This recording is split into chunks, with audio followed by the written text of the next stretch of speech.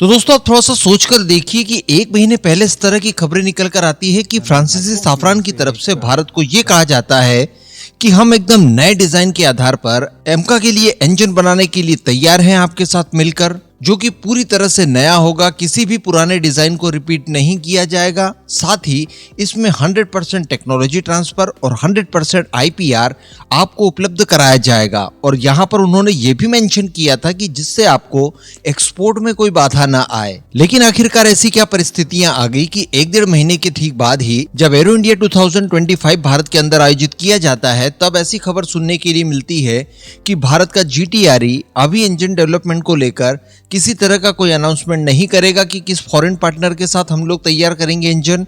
कारण यह है कि फ्रांसीसी कंपनी साफरान टेक्नोलॉजी तो दे रही है, लेकिन आईपीआर को लेकर वो प्रॉब्लम क्रिएट कर रही है। लिमिटेड वे के साथ ही वो आईपीआर हमें दे सकती है।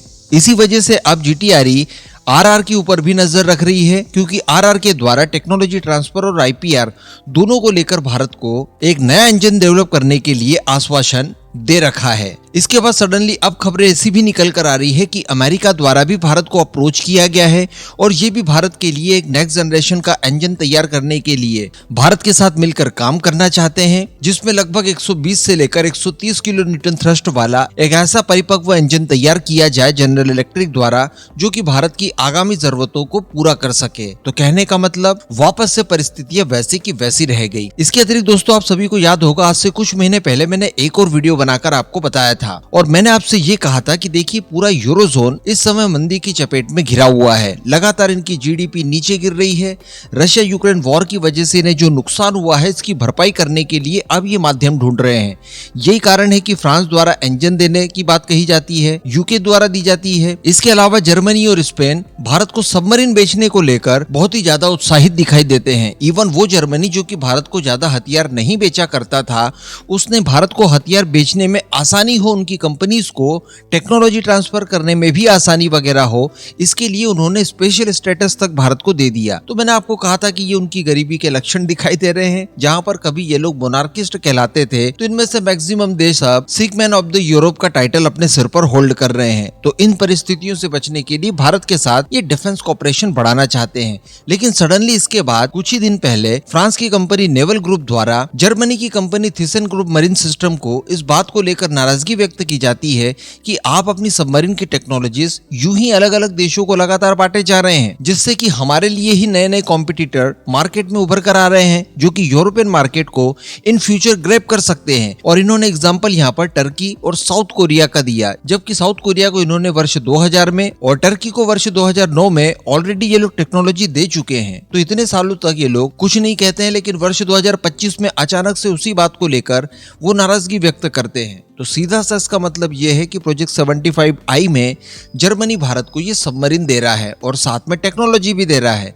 तो इसी वजह से ये इस डील के पीछे कहीं ना कहीं पड़ गए हैं। तो ये सारी घटनाएं अचानक क्यों घटित होने लगी? तो देखिए इसके पीछे वैसे तो कई सारे कारण हो सकते हैं, लेकिन यहाँ पर जितना मैं समझ पा रहा हूँ उसको लेकर आप ये कह सकते हैं कि F-35 का जो एंगल बीच में आया है, ये अपने आप में एक महत्वपूर्ण पड़ाव साबित हो रहा है। देखिए पिछले वर्ष भी जब भारत के अंदर एरो इंडिया हुआ था और अमेरिका का F-35 डिस्प्ले किया गया था, उसी समय से इस बात की चर्चाएं शुरू हो गई थी कि भारत को F-35 दिया जा सकता है। लेकिन जो बाइडेन एडमिनिस्ट्रेशन से इस तरह की उम्मीदें चूंकि नहीं थी, इस वजह से उतने आश्वासन के साथ नहीं कहा जा सकता था और फ्रांस इस बात को लेकर पूरी तरह से आश्वस्त बैठा था कि भारत MRFA हर हाल में करेगा तो सही, और जिस दिन MRFA किया जाएगा उस दिन भारत को रफाल के अलावा अन्य कोई भी विकल्प दिखाई देगा ही नहीं। तो 114 रफाल फिर से भारत खरीदेगा, 36 खरीद चुका है और इसके साथ साथ नेवी के लिए 26 खरीद रहा है, वो अलग। लेकिन ट्रम्प के डायरेक्टली ऑफर के बाद में परिस्थितियां काफी बदल चुकी है। आज भारत के अंदर F-35 को लेकर बातें हो रही है कि रफाल की तुलना में कम दाम देकर टेक्नोलॉजी करी दुनिया की सबसे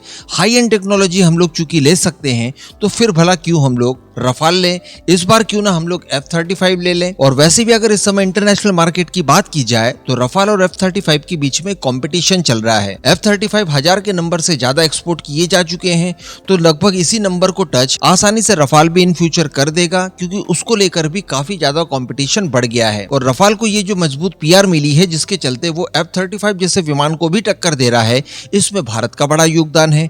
अब मान लीजिए कि भारत MRFA में रफाल खरीद लेता है, तो फ्रांस को एक एडिशनल फायदा तो होगा ही होगा, लेकिन इसके साथ साथ उसके रफाल की PR और भी कई गुना ज्यादा बढ़ जाएगी, जो शायद उस समय भी फ्रांस को काम देंगे जब फ्रांस रफाल के अलावा कोई नए जेट को तैयार करेगा। और फ्रांसीसी टेक्नोलॉजी एक तरह से बहुत ही ज्यादा परिपक्व मानी जाएगी, जिस पर भारतीय वायुसेना आंख बंद करके विश्वास करती है, और भारतीय वायुसेना भी वो जिसे कि चाइना और पाकिस्तान जैसे देशों के साथ एक साथ मुकाबला करना हो। लेकिन अब F-35 ने इन सब चीजों को बहुत ही ज्यादा पीछे धकेल दिया है। तो कहीं ऐसा तो नहीं कि फ्रांस भारत को इस मामले को लेकर कोई नेगोशिएशन चाहता हो कि अगर आपने F-35 खरीदे तो देखिए, खरीद तो लेंगे आप, लेकिन इसके बाद ना तो हम लोग आपको जर्मनी से सबमरीन खरीदने देंगे, ना उसकी टेक्नोलॉजी हासिल होने देंगे, और ना ही हम आपको इंजन की टेक्नोलॉजी देंगे, क्योंकि फ्रांस इस बात को भी जानता है कि भारत इंजन की टेक्नोलॉजी हमसे लेना चाहता है, क्योंकि हमसे संबंध अच्छे हैं, इन फ्यूचर भी अच्छे रह सकते हैं।